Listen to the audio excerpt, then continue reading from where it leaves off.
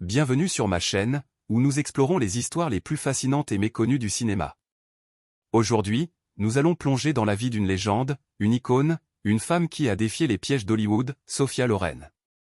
À 90 ans, cette déesse du cinéma italien brise enfin le silence. Elle révèle les secrets, les rivalités et les trahisons qui ont failli détruire sa carrière. Vous pensez tout savoir sur Hollywood? Détrompez-vous. Derrière les projecteurs, les paillettes et les tapis rouges, il y avait des murmures, des regards assassins et des coups bas qui auraient pu éteindre son étoile à jamais. Nous allons explorer les 5 acteurs qui, morceau par morceau, ont tenté de briser son ascension fulgurante: Cary Grant, son grand amour interdit; Marlon Brando, qui a franchi une ligne impardonnable; Charlton Heston, avec sa guerre froide; Jayne Mansfield, avec un scandale qui a marqué l'histoire; et Gina Lollobrigida, dans une rivalité légendaire. Chaque histoire est une plongée dans les coulisses d'Hollywood, là où les égos s'affrontent et où une simple rumeur peut tout changer. Préparez-vous pour une aventure pleine de drames et de rebondissements.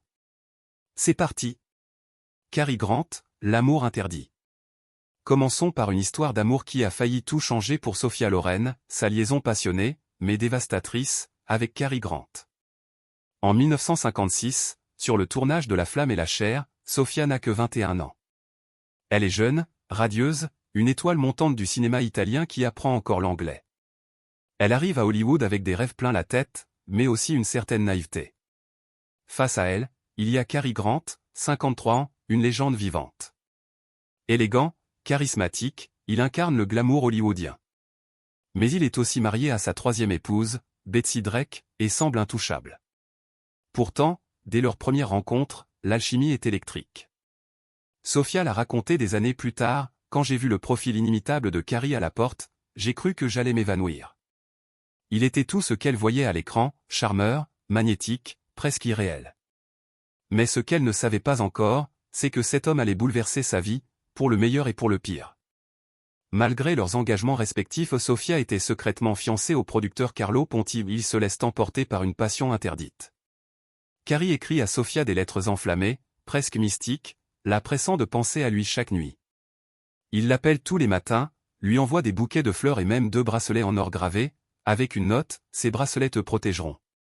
Dans une lettre, il écrit: pardonne-moi, cher enfant, je te presse trop. Prie, et moi aussi je prierai jusqu'à la semaine prochaine. Adieu, Sophia. Cary. Pour Sophia, c'est un conte de fées. Elle croit en cet homme, en ses promesses de divorce, en la possibilité d'une vie à 2. Mais Hollywood n'est pas un lieu de contes de fées. En 1957, alors qu'elle attend encore que Cary tienne sa promesse, une lettre arrive. Pas de lui, mais de Betsy Drake, son épouse. Une lettre froide, brutale: tu n'étais qu'un rôle secondaire dans sa vie, et ta scène avec lui est terminée. Pour Sophia, c'est un coup de poignard. Elle comprend, en une nuit, que l'homme qu'elle aimait jouait un rôle, même hors des plateaux. J'ai cru que les hommes pouvaient être aussi tendres que leurs personnages à l'écran, confiera-t-elle. Mais lui, il jouait. Moi, j'étais sincère. Brisée, Sophia se tourne vers Carlo Ponti, qui la courtise depuis des années. Elle accepte sa demande en mariage, non par amour, mais par résignation. Mais ce choix entraîne un nouveau scandale. En Italie, le mariage de Ponti n'est pas dissous selon la loi catholique. Leur union secrète au Mexique est condamnée par le Vatican, et Sophia est accusée de bigamie. Elle devient une paria dans son propre pays, forcée de s'exiler en France et en Suisse. Ce qui aurait pu être un mariage glamour avec Cary Grant devient une vie marquée par le scandale. Sur le tournage de La Blonde explosive, un autre coup dur. Le rôle, initialement écrit pour Betsy Drake, est donné à Sophia, sur l'insistance de Cary Grant lui-même. Ce remplacement public est perçu comme une trahison. La presse surnomme Sophia la briseuse de ménage. Les producteurs, craignant la polémique, commencent à l'éviter. Le réalisateur Melville Chavelson l'a admis plus tard: la tension était insoutenable, l'alchimie trop réelle pour diriger le film. Cary Grant sort indemne du scandale, continuant à briller à Hollywood. Mais Sophia porte seule le poids de la honte. Ce n'est qu'en 1966, lorsqu'elle épouse légalement Carlo Ponti, que sa vie trouve une stabilité. Mais le mal est fait. Hollywood la catalogue: trop scandaleuse, trop européenne, trop difficile. Des rôles majeurs lui échappent. Pourtant, Sophia ne baisse pas les bras. En 1962, elle remporte l'Oscar de la meilleure actrice pour La Ciociara, une performance née de sa résilience. Cary Grant, lui, continue sa carrière sans encombre, aimé du public, remarié, intouchable. Mais pour Sofia, cette histoire d'amour interdit laisse des cicatrices qui ne s'effaceront jamais. Pour mieux comprendre l'impact de cet épisode, il faut se replonger dans le Hollywood des années 50. C'était une machine impitoyable, où les femmes étaient jugées non seulement sur leur talent, mais sur leur image publique. Une liaison, même sincère, pouvait détruire une carrière. Sofia, étrangère dans un monde dominé par des stars établies, n'avait pas le droit à l'erreur. Pourtant, elle a transformé cette douleur en force, prouvant qu'elle était bien plus qu'une starlette éphémère. Son histoire avec Cary Grant n'est pas seulement celle d'un amour brisé, mais celle d'une femme qui a dû se battre pour exister dans un monde qui voulait la réduire à un scandale. Marlon Brando, la ligne franchie. Passons à un autre géant d'Hollywood, Marlon Brando. En 1967, sur le tournage de La Comtesse de Hong Kong, réalisé par Charlie Chaplin, Sophia Loren vit l'une des expériences les plus douloureuses de sa carrière. Ce n'était pas une simple querelle. C'était une violation, un moment où une ligne a été franchie, et où le courage de Sophia a changé la donne, mais à quel prix? À l'époque, Marlon Brando est une icône.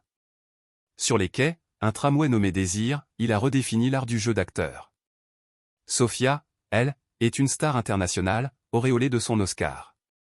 Quand Chaplin annonce La Comtesse de Hong Kong, une comédie romantique glamour à bord d'un paquebot, le monde entier s'attend à un chef-d'œuvre. Le duo Brando-Loren promet des étincelles. Mais ce qui se passe sur le plateau est tout sauf glamour. Dans ses mémoires, hier, aujourd'hui, demain, Sophia raconte un moment qui a tout changé.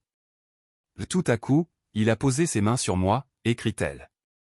Un geste non consenti, devant toute l'équipe. Mais Sophia ne se laisse pas faire. Elle se retourne, le fixe droit dans les yeux et lui lance « N'ose plus recommencer. » Jamais. Ces mots résonnent comme un coup de tonnerre. Pour la première fois, Marlon Brando, l'acteur intouchable, semble déstabilisé. Il ne recommencera jamais. Mais le mal est fait. À partir de cet instant, leur relation professionnelle s'effondre. Les scènes censées être tendres dégagent une froideur glaciale. Brando, connu pour son arrogance et ses retards, devient ingérable. Même Chaplin, un maître incontestable, doit le réprimander publiquement. Selon Sophia, la voix de Brando devient, petite, presque éteinte, sous les reproches du réalisateur. Mais l'hostilité entre les deux stars empoisonne le film. La caméra capte des regards qui ne se croisent pas, des étreintes raides, une alchimie absente. À Hollywood, à cette époque, le silence était la règle pour les actrices. Beaucoup auraient ignoré l'incident pour protéger leur carrière. Mais Sophia choisit de parler, de fixer des limites, devant toute l'équipe. Un acte de courage, mais qui a un coût. Brando est une puissance à Hollywood. Sa parole pèse lourd. Bientôt, des rumeurs circulent, Sophia est difficile, trop exigeante. Les invitations se raréfient, les rôles diminuent. Elle paie le prix de s'être dressée contre un roi d'Hollywood. Brando, lui, continue sa carrière, malgré ses propres scandales. Son arrogance est légendaire, il s'est querellé avec Sinatra, méprisé des réalisateurs, et plus tard, humilié Maria Schneider sur le dernier tango à Paris. Mais pour Sophia, cet incident laisse une cicatrice. C'était très difficile de travailler avec lui après ça, confe-t-elle. Chaque scène devient un rappel de ce qu'elle a enduré. Pourtant, elle refuse de se laisser définir par cet épisode.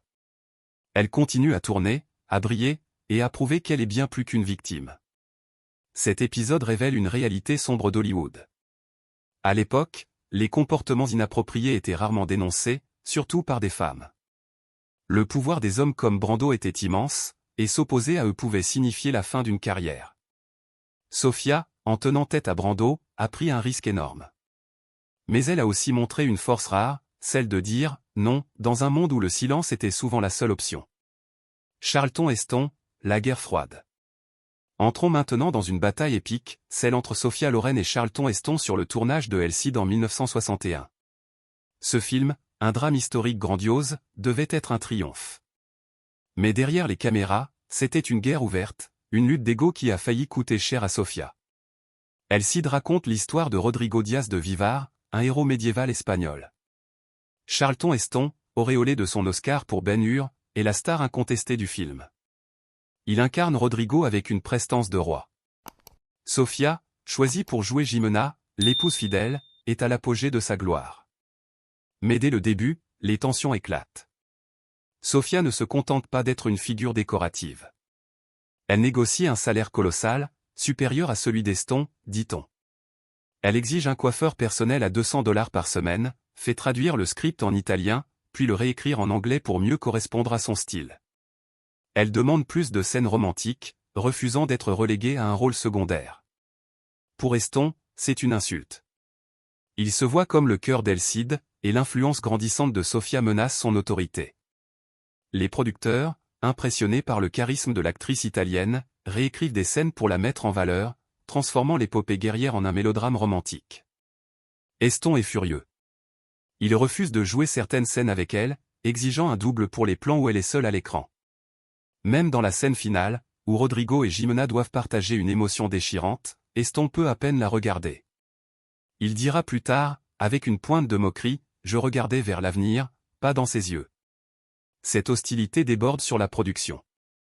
Les affiches placent le nom d'Eston au-dessus de celui de Sofia, ce qui provoque une plainte de l'actrice pour rupture de contrat. Pour elle, ce n'est pas de la vanité, c'est une question de pouvoir dans une industrie où chaque détail compte. Mais cette bataille a un coût. Les critiques notent l'absence de chimie entre les deux stars. Newsweek écrit « Mademoiselle Lorraine et Eston passent le film à se lancer des regards furieux. Hollywood commence à murmurer « Sofia est difficile, trop exigeante. » Les rôles se raréfient. Eston, lui, reste intouchable, sa carrière intacte. Pour Sofia, c'est une nouvelle épreuve. Ils m'ont puni parce que je voulais du respect, confiera-t-elle. Mais elle refuse de plier. Elle continue à se battre, à prouver sa valeur, jusqu'à ce que son talent l'emporte sur les rumeurs. Cette guerre avec Eston montre à quel point Hollywood pouvait être impitoyable envers les femmes qui osaient tenir tête aux hommes puissants. Sofia, en exigeant d'être traitée comme une égale, a défié un système qui favorisait les égos masculins, et elle en a payé le prix. Jayne Mansfield, le regard assassin. Vous avez tous vu cette photo, Sofia Loren, lançant un regard assassin vers le décolleté vertigineux de Jayne Mansfield. C'est l'un des clichés les plus iconiques d'Hollywood, partagé à l'infini. Mais pour Sofia, ce moment n'a rien de drôle. C'est une humiliation, un scandale qui a failli ruiner son arrivée à Hollywood. En 1957, Sofia signe un contrat majeur avec Paramount. À 22 ans, elle est prête à conquérir l'Amérique. Pour célébrer, le studio organise une soirée fastueuse à Beverly Hills. Ce devait être le couronnement de Sofia. Mais Jayne Mansfield, la blonde explosive, vole la vedette. En retard, dans une robe scandaleusement échancrée, Mansfield s'assoit à côté de Sofia et se penche juste assez pour que les photographes s'en donnent à cœur joie. Le regard de Sofia, capturé sur cette photo, dit tout, un mélange de choc, de mépris et de peur. Regardez la photo, dira-t-elle plus tard. Mes yeux fixes étaient-on parce que j'ai peur qu'il tombe dans mon assiette. J'avais l'impression que tout allait exploser. Pour Mansfield, c'est un coup calculé. Célèbre pour ses accidents vestimentaires, elle sait comment attirer l'attention. Gina Lollobrigida, la rivalité légendaire. Enfin, parlons de la rivalité la plus célèbre du cinéma italien, Sofia Loren contre Gina Lollobrigida. Deux déesses, deux icônes, enfermées dans une guerre médiatique qui a failli détruire la carrière de Sofia. En 1954, au Festival du film italien à Londres, elles posent côte à côte. Sofia, 20 ans, est une étoile montante. Gina, plus âgée, est déjà une vedette confirmée. La tension est palpable. Sofia, dans une cape dramatique, cherche l'attention. Gina, elle, semble vouloir être ailleurs. Cette soirée marque le début d'une rivalité légendaire. Sofia plaisante publiquement sur ses courbes, se comparant à Gina. Cette dernière réplique avec venin, « Nous sommes aussi différentes qu'un pur sang et une chèvre. Moi, je peux jouer une paysanne ou une dame. Sofia ne peut jouer qu'une paysanne. » L'insulte blesse profondément. Sofia contre-attaque en se proclamant « Vicomtesse de Pozzuoli », un titre qu'elle brandit pour prouver sa noblesse. La guerre se déplace dans les bureaux de casting. Quand Gina exige plus d'argent pour le troisième volet de Pain, Amour et Fantaisie, les producteurs se tournent vers Sofia, qui accepte un cachet moindre. Elle vole le rôle et devient la nouvelle coqueluche du cinéma italien. La presse s'enflamme, titrant « Gina vs. Sofia, guerre ouverte ». Mais pour Sofia, cette rivalité est un piège. Hollywood déteste les femmes perçues comme mesquines. Les rumeurs de « diva » commencent à circuler. En 1960, Sofia triomphe avec La Ciociara et remporte un Oscar, un exploit que Gina n'égalera jamais. La presse présente cela comme une victoire écrasante. Gina, amère, accuse Sofia d'avoir entretenu la rivalité pour la gloire. Mais Sofia reste silencieuse, refusant d'alimenter la polémique. En 2023, à la mort de Gina, elle surprend le monde avec une déclaration émouvante « Chère Gina, ta lumière brillera toujours. Je t'aime ». Cette rivalité, amplifiée par les médias, montre à quel point Hollywood pouvait être cruel. Sofia, en se concentrant sur son art, a surmonté les scandales et les rumeurs pour devenir une légende. Mais elle n'a jamais oublié le prix de cette guerre. Conclusion. Sophia Loren a survécu aux scandales, aux trahisons et aux rivalités. Cary Grant, Marlon Brando, Charlton Heston, Jane Mansfield, Gina Lollobrigida, ils ont tous, à leur manière, essayé de l'éteindre. Mais elle a tenu bon, prouvant que son talent et sa résilience étaient plus forts que les murmures d'Hollywood. À 90 ans, elle nous rappelle une vérité, derrière chaque légende, il y a une lutte. Ses films, ses triomphes, ses combats nous poussent à réfléchir, peut-on encore aimer un film en connaissant les drames en coulisses? Les stars doivent-elles être jugées pour leur art ou pour leur bataille? Sophia Loren, elle, a choisi de briller par son talent, sa dignité et sa grâce.